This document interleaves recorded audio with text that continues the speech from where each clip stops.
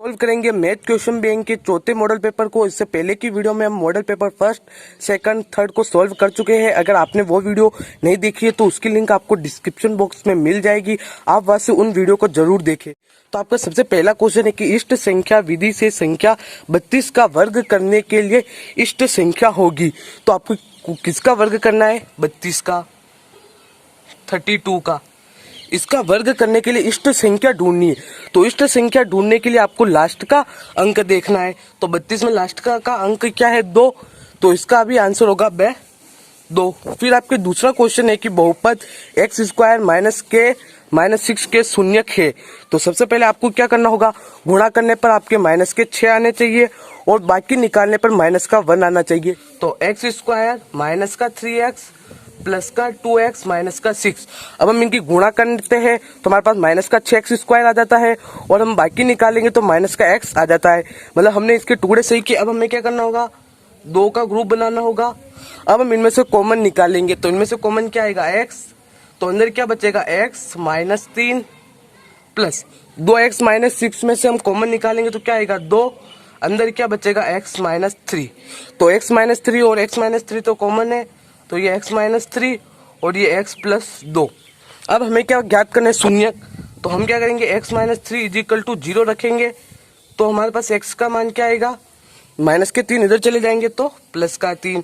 फिर x plus 2 is equal to 0 रखेंगे तो हमारे पास x का मान क्या आएगा? प्लस का 2। इसको हम इधर ले जाएंगे तो माइनस का 2। मतलब उनके बहुपद के शून्य क्या होंगे? 3 कोमा माइनस 2।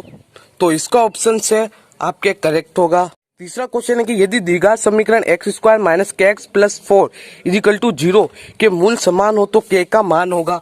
आपको क्या दे रखा है? X square minus K X plus 4 is equal to 0। इसके मूल क्या है? समान। तो मूल समान होने के लिए आपको एक सूत्र याद होना चाहिए, B square minus 4ac is equal to 0। B का स्क्वायर, तो इसमें हमारा बी क्या है? माइनस का के, माइनस का के का स्क्वायर माइनस 4। ए क्या है हमारा? 1। सी क्या है? 4।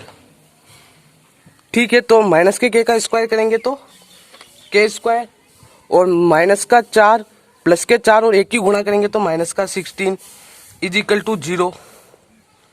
फिर हम क्या करेंगे? ये माइनस के 16 है, उसको उधर लेके चले जाएंगे तो प्लस के 16। तो हमारे पास के का मान क्या जाएगा? इसे हम रूट में ले लेंगे तो हमारे पास के ये किसका है? स्क्वायर है 16, 4 का। तो के का मान क्या? 4 होगा। तो इसका ऑप्शन से आपके करेक्ट होगा। फिर आपके चौथा क्वेश्चन है कि टेन स्क्वायर 60 डिग्री का मान है। आपको क्या करना है? टेन स्क्वायर 60 डिग्री का मान आपको ज्ञात करना है। तो टेन 60 का मान कितना होता है? सबसे पहले तो √3। तो √3 का स्क्वायर करेंगे तो कितना आएगा? 3। तो इसका ऑप्शन है आपके करेक्ट होगा। फिर पांचवा क्वेश्चन है कि 10√3 मीटर ऊंची मीनार के शिखर से पृथ्वी पर स्थित एक बिंदु का अवनमन कोण 30 डिग्री है। बिंदु की मीनार के आधार से दूरी होगी। तो सबसे पहले आपको क्या बोला है? 10√3 मीटर ऊंची मीनार। तो आपको क्या करनी होगी? एक मीनार बना देते हैं हम यहाँ पे, ये वाली। ये क्या है? 10√3 मीटर ऊंची है। मीनार के शिखर से पृथ्वी पर स्थित एक बिंदु, मान लेते हैं ये कोई बिंदु है। तो अवनमन कोण 30 डिग्री। तो अवनमन कोण कैसा होता है? ये हमारी क्षैतिज रेखा, दृष्टि रेखा, और ये हमारी क्षैतिज रेखा, इन दोनों के मध्य जो कोण बनेगा वो हमारा अवनमन कोण, और वो हमें दे रखा है 30 डिग्री। तो ये 30 डिग्री है तो ये भी 30 डिग्री होगा एकांतर कोण की वजह से। अब हम इसे नाम दे देते हैं ABCD। इसे हमने नाम दे दिया। और फिर हम क्या लिखेंगे? कोण DAC है जो कोण ACB के बराबर होंगे। किसकी वजह से? एकांतर कोण की वजह से ये दोनों क्या होंगे? बराबर होंगे। अब हमारे पास लंब है, मीनार के आधार से दूरी होगी। तो बिंदु और मीनार के आधार से दूरी तो मान लेते हैं x। तो अब हम कौन सा सूत्र लगाएंगे? लंब है हमारे पास, आधार है तो टेन थीटा। तो tan theta is equal to लंब मतलब AB और आधार मतलब BC। अब हम थीटा की जगह क्या रखते हैं? 30 डिग्री। टेन 30 डिग्री, लंब कितना है? टेन √3 और हमने क्या माना? BC को x। तो टेन 30 का मान कितना होता है ट्रिग्नोमेट्री टेबल में? 1√3 और ये 10√3 अपॉन x। तो अब हम क्या करेंगे? वृत्त गुणा x की गुणा 1 के साथ करेंगे तो x, और 10√3 की √3 से गुणा करेंगे तो हमारे पास क्या आंसर आएगा? 30 मीटर। तो बिंदु की मीनार के आधार से दूरी कितनी होगी 30 मीटर। इसका ऑप्शन है कि बिंदु 0,3 और -2 जीरो के बीच की दूरी होगी। तो सबसे पहले x1 क्या है हमारे पास 0, y1 कितना है 3, x2 कितना है -2 और y2 कितना है 0। अब हम लगाएंगे दूरी सूत्र। दूरी सूत्र क्या होता है रूट x2 माइनस x1 का square plus y2 minus y1 का स्क्वायर। x2 माइनस x1 मतलब -2 -0 का square plus y2 minus y1 मतलब 0 -3 इनका स्क्वायर। -2 और -0 तो मतलब -2 और -2 का स्क्वायर करेंगे तो हमारे पास कितना आएगा +4।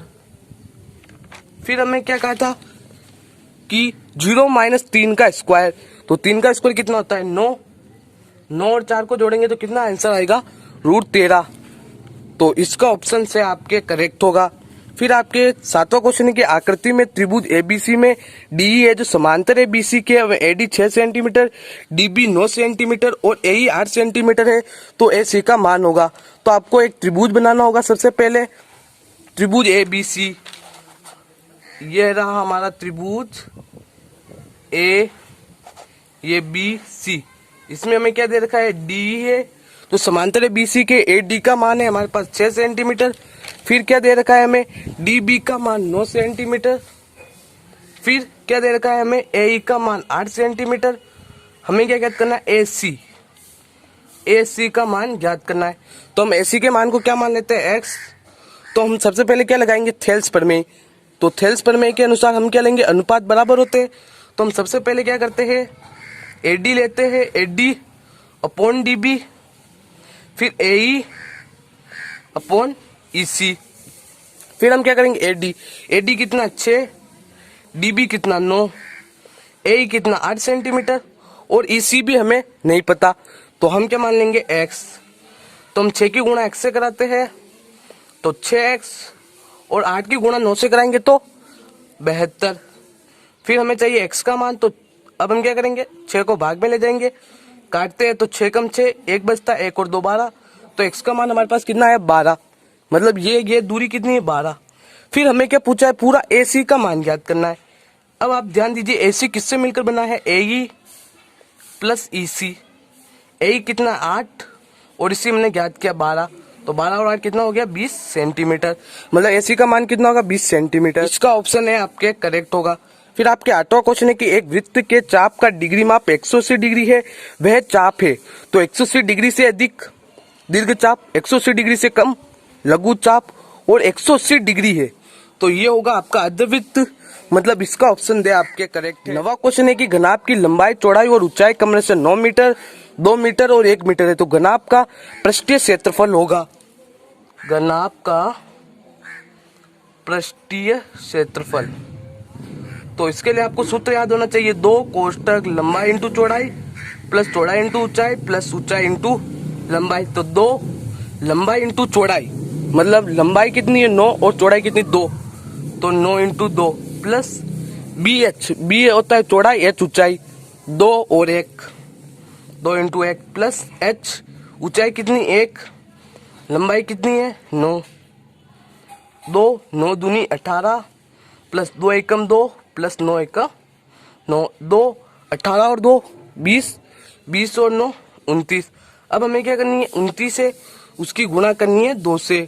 तो आपको क्या पूछा था घनाभ का पृष्ठीय क्षेत्रफल, तो इसके घनाभ का पृष्ठीय क्षेत्रफल तो ये होगा आपके 58 सेंटीमीटर, पर इसके अंदर आपको कोई ऑप्शन ही नहीं दे रखा है 58 सेंटीमीटर, तो इसलिए आपको तो सही आंसर करना है, आपको सूत्र याद करना है घनाभ के संपूर्ण पृष्ठीय क्षेत्रफल का और करना। अगर आपको पूछता घनाभ का आयतन, तो घनाभ के आयतन में लंबाई चौड़ाई ऊंचाई इन तीनों की गुणा करते तो 9 दूनी 18 और 18 एकम 18 आंसर होता। फिर आपके 10वां क्वेश्चन है कि 5 7 9 x का समांतर माध्य 9 है, तो आपको क्या करना है x का मान ज्ञात करना है। आपको क्या है समांतर माध्य का सूत्र याद होना चाहिए आंकड़ों का योग बटा आंकड़ों की संख्या। आंकड़ों का योग मतलब इन सबको हम जोड़ेंगे 5 + 7 + 9 + x, और आंकड़ों की संख्या कितने आंकड़े 1 2 3 4, और इनका समांतर माध्य कितना दे रखा है हमें 9, 7 और 5 कितने होते हैं 12, 12 और 9 कितने होते हैं? 21। 21 प्लस एक्स अपॉन एच। अब हम क्या करेंगे, व्रज गुणा 9 की गुणा 4 के साथ और इसकी गुणा इसके साथ। तो 9 की 4 से करेंगे तो 36, एक से करेंगे 21 प्लस एक्स की तो 21 प्लस एक्स। फिर हम क्या करते हैं, 21 को इधर लेके आ देंगे, ये एक्स। 6 में से 1 गया तो कितना बचा? 5। 3 में से 2 गया तो कितना बचा? 1। हमारे पास एक्स का मान कितना है? 15। इसका ऑप्शन बी आपके करेक्ट। दूसरा है कि चित्र एकाधिकेन पूर्वेन से गुणा कीजिए 27 इंटू 23। 27 इंटू 23 है, जिसका आपको सूत्र एकाधिकेन से गुणा करना है। यहाँ पर भी आपके 2 है, यहाँ पर भी आपके 2 है। तो 2 के आगे वाली संख्या कौन सी होती? 3। तो हमें क्या करना होगा? 2 और 3 की गुणा। फिर हम लगाएंगे ऑब्लिक, फिर हम 7 और 3 की गुणा करेंगे। तो 3 दूनी 6 और 7 तिया 21। तो कितना आंसर आएगा हमारे पास? 621। इसका ऑप्शन आंसर क्या होगा? 621। तीसरा क्वेश्चन है कि वैदिक विधि से 6, 8, 8, 9 का वर्गमूल ज्ञात कीजिए। तो वैदिक विधि से वर्गमूल ज्ञात करने के लिए आपको क्या करना होगा? सबसे पहले 2 का ग्रुप बनाना होगा। तो ये 89, ये 2 का ग्रुप बन गया, ये 68, ये 2 का ग्रुप बन गया। अब आपको 3 बॉक्स बनाने होंगे। पहला बॉक्स ये रहा, फिर ये दूसरा, फिर ये तीसरा।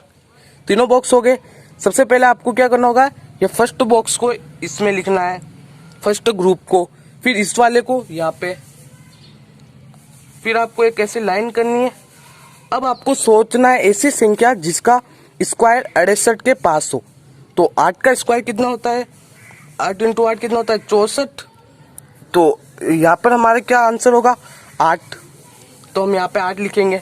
अब आपको क्या करना होता है? यहाँ पर 2 से गुणा करनी है। 8 और 8 को आपको जोड़ना है, मतलब 8 का आपको डबल करना है।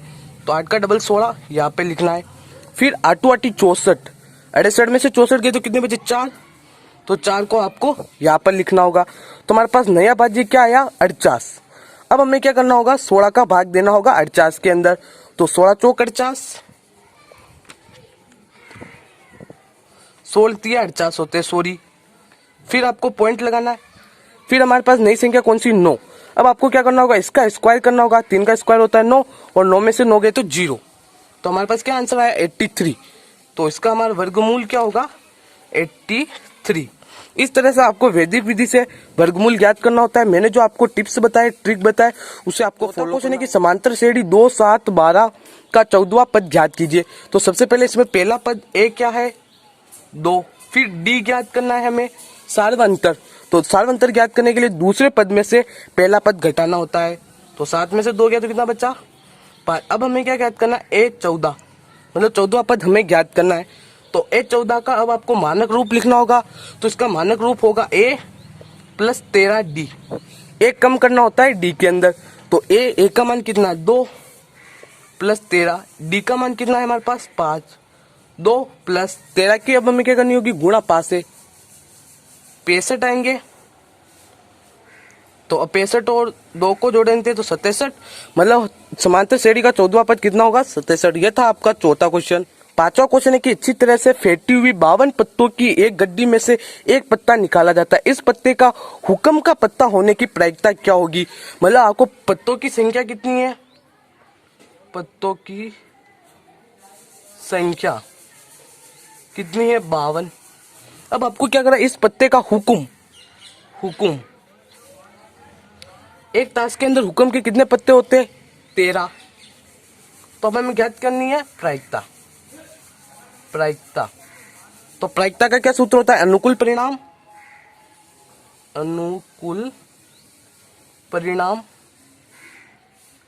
अपॉन कुल परिणाम। ये हमारी प्रायिकता का सूत्र होता है। अनुकूल परिणाम कितने हमारे हुक्म के? 13। कुल कितने? 52। अब हम क्या करते हैं? इसे काटते हैं। तो 13 एकम 13 और 13 चौक 52। तो इस पत्ते का हुक्म का पत्ता होने की प्रायिकता कितनी होगी? 1/4। छठा क्वेश्चन है कि एक थैले में 5 लेल और 7 हरी गेंद है। इस थैले में से एक गेंद या यादृच्छिया निकाली जाती है। क्या प्रायिकता होगी कि गेंद हरी होगी? तो आपके पास कितनी है? 5 तो लाल है और 7 हरी गेंद है। तो हमारे पास कुल गेंदें कितनी होगी? कुल गेंदें 5 और 7 को जोड़ देते हैं तो 7 और 5 12 होगी। तो अब हमें क्या पूछा? गेंद हरी होगी। तो हरी गेंद हमारे पास, गेंद हरी होगी तो हमारे पास हरी गेंद कौन सी है? 7 है। तो अब हमें प्रायिकता याद करनी है, तो प्रायिकता का सूत्र लगाएंगे, अनुकूल परिणाम अपॉन कुल परिणाम।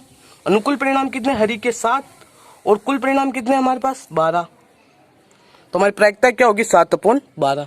सातवां क्वेश्चन है कि दो खिलाड़ी मोहन और राकेश है जो लॉन टेनिस का एक मैच खेलते हैं। यदि मोहन द्वारा मैच जीतने की प्रायिकता 0.64 है तो रमेश द्वारा मैच जीतने की प्रायिकता क्या होगी। आपको क्या दे रखा है, मोहन द्वारा मैच जीतने की प्रायिकता कितनी है, मोहन द्वारा मैच जीतने की प्रायिकता कितनी है 0.64।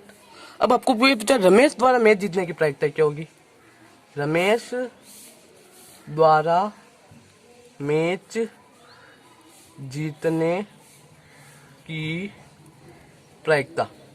इसके लिए अब आपको क्या करना होगा, ध्यान से सुनना होगा। इसके लिए आपको क्या करना होगा, 1 माइनस राम द्वारा मैच जीतने की प्रायिकता, राम द्वारा मैच जीतने की प्रायिकता, जीतने की प्रायिकता। तो 1 माइनस राम द्वारा मैच जीतने की प्रायिकता कितनी है 0.64। अब हमें क्या करना होगा, बाकी करना होगा। तो हमारे पास क्या आंसर आएगा 0.36। हम इसे जोड़ते हैं तो 6 और 4 10, 1 हासिल, 6 ने 1 7, 8 9 10, हमारे पास 1 आ गया। तो मतलब रमेश द्वारा मैच जीतने की प्रायिकता कितनी होगी 0.36। आठवां क्वेश्चन है कि एक स्ट्रीट लाइट के साथ 25.25 मीटर ऊंचे एक खंबे के साथ कैमरा लगाना है। खंबे पर आपको एक कैमरा लगाना है। खंबे से 24 मीटर दूर 1.25 मीटर लंबे व्यक्ति की आंख पर कैमरे का उन्नयन कोण ज्ञात कीजिए। तो आपको क्या दे रखा है, एक खंबा है, ये खंबा है कितना 25.25 मीटर ऊंचा। फिर आपको क्या करना है, ये है, उसके साथ आपको एक स्ट्रीट लाइट है। फिर आपको क्या दे रखा है, खंबे से 24 मीटर दूर, ये मान लीजिए हम खंबे से 24 मीटर दूर चले गए।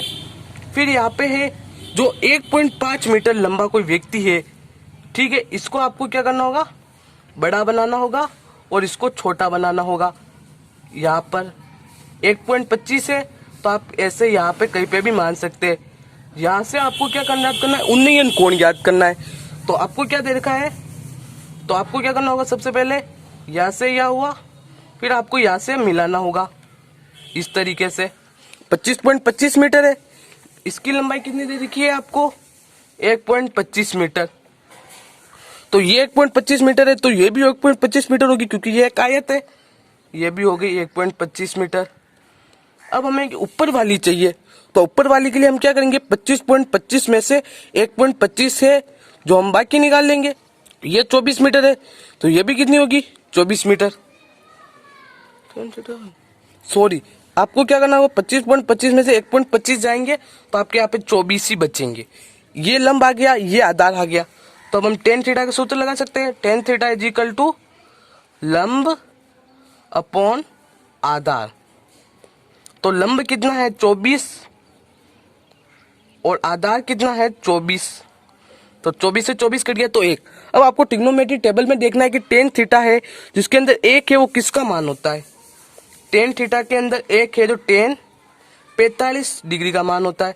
तो 10 से 10 कैंसल, तो हमें क्या पूछा, उन्नयन कोण। तो उन्नयन कोण कितना होगा आपके 45 डिग्री। आपके नवा क्वेश्चन है कि किसी भी वाहन के चालक काटने का एक कारण लिखे।